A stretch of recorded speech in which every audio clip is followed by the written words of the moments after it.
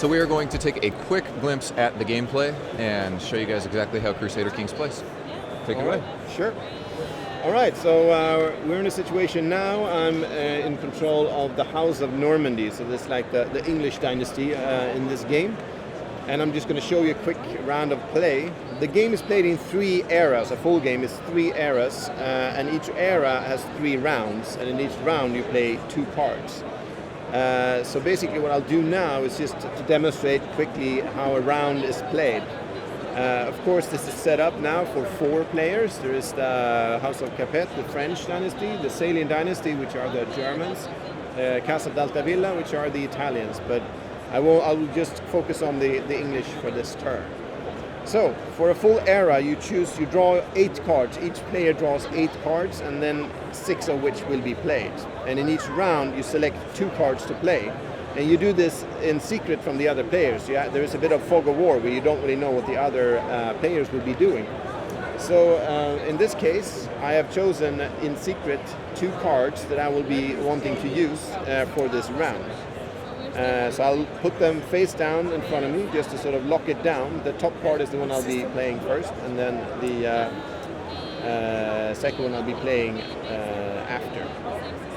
Before we actually do this, there is something called a dynasty phase, where you can have you can marry. If you're not married, your children can marry other players, and you can also grant titles. Let's actually do that real quickly first. My king, William the Conqueror, his wife Adelaide, they have 2 children. Joffrey, who's gluttonous, he's next in line. He has a negative trait, so that's actually, he's not a very good heir, because he's gluttonous, he spends too much time thinking about other things. I also have a daughter who is pious, which is a good trait, so it would actually be better to have her next in line rather than the gluttonous Joffrey. But anyway, I can also try to have them married, which will help, because then their spouses' traits will also become part of my dynasty.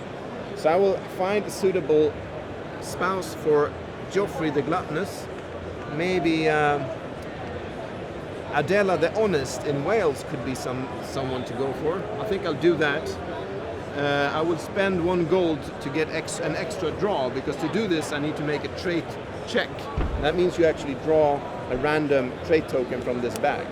By paying gold, you can get extra draws to increase your chances. So I'm paying 1 gold, so I get 2 draws. Let's see if Adela will accept his proposal. I drew Brave, which was one of my starting my trait tokens in my bag. This is a positive trait. That means it's a success.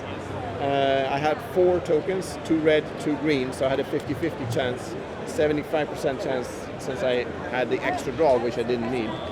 Anyway, Adela is now Joffrey's wife, and she becomes part of the royal family.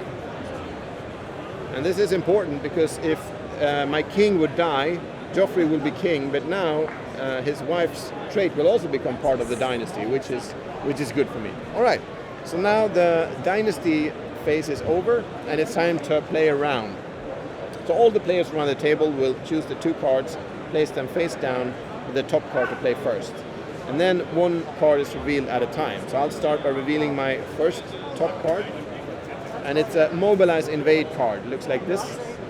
It has actions listed on top and an event down on the bottom. First you resolve the action, and there are 2 possible actions to play using this card. There's the Mobilize action and the Invade action.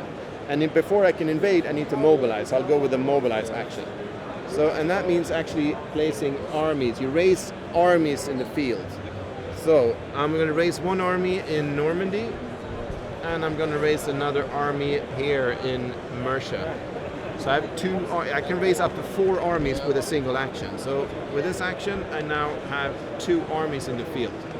I also have a casus belli, a cause for war against the French, which I need in order to go to war against them. So that's also something I would have done earlier in the game. So that doesn't require a trait check, so my armies are mobilized. So it's time to check out the event. So there's the event down here, and it says a child is born, but it says other here, and that means it doesn't affect me. It doesn't give me a child, it gives the next player a child. So the next player to my left would now get a child to the royal family, which is a good thing for them. So that card is now resolved, and the turn moves to the next player, who does the same thing, reveals the top card, and the next player, and the next player, and then that's done, and then it's my turn again, and it's time for me to reveal my second card. And in this case, I chose another Mobilize Invade card, because I want to use those armies, but this time I will use the Invade action instead of the Mobilize action. So what I will do is I'm going to send my army in Normandy into Paris, and I will use my navy, which is a development card, which means I can send one army across the sea. So I'm going to send the army from Mercia into the Low Countries. So now I have two invasions going on. So I'm going to resolve the one in across the sea first.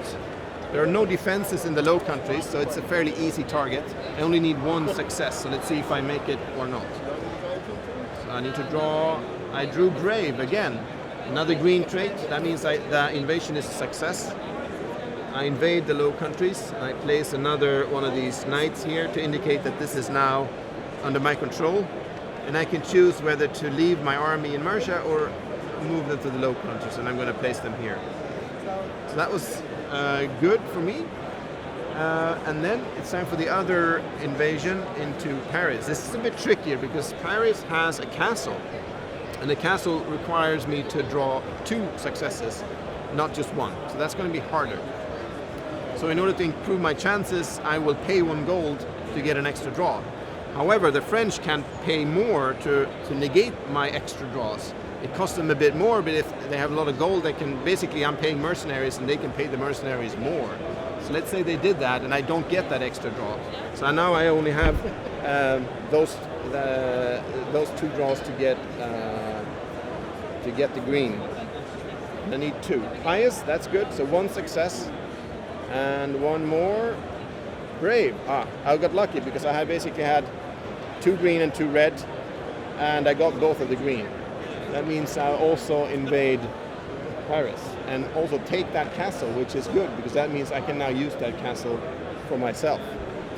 All right, that was a very lucky draw for me. Usually it doesn't always end that well. However, so now I invaded part of the House of Capet lands, which are now under my control. But we must not forget the event, and this card in particular has a pretty nasty event, which means the king is killed. Your king dies on the field of battle. So despite my success on the battlefield, William the Conqueror dies on the field of battle and is now no longer part of the game.